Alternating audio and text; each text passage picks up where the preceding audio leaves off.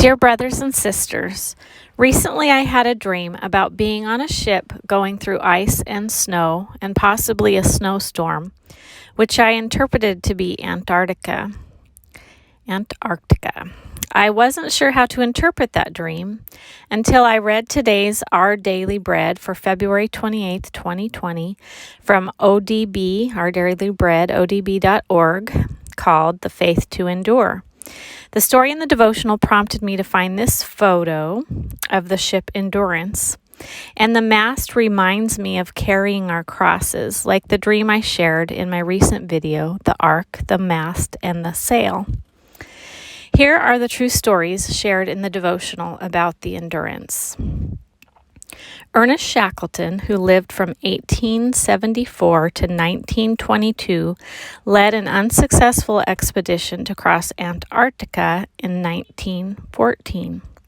When his ship, aptly named Endurance, became trapped in heavy ice in the Weddell Sea, it became an endurance race just to survive. With no means of communicating with the rest of the world, Shackleton and his crew used lifeboats to make the journey to the nearest shore, Elephant Island. While most of the crew stayed behind on the island, Shackleton and 5 crewmen spent 2 weeks traveling 800 miles across the ocean to South Georgia to get help for those left behind.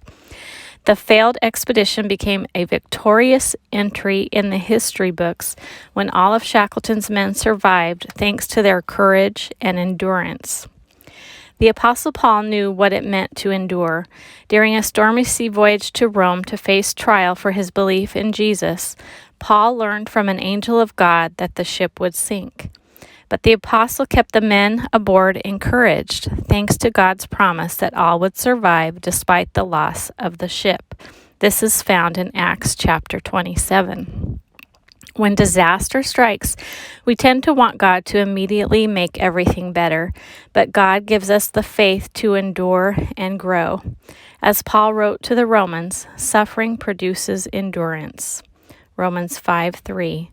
Knowing that, we can encourage each other to keep trusting God in hard times. God bless you, brothers and sisters. Amen.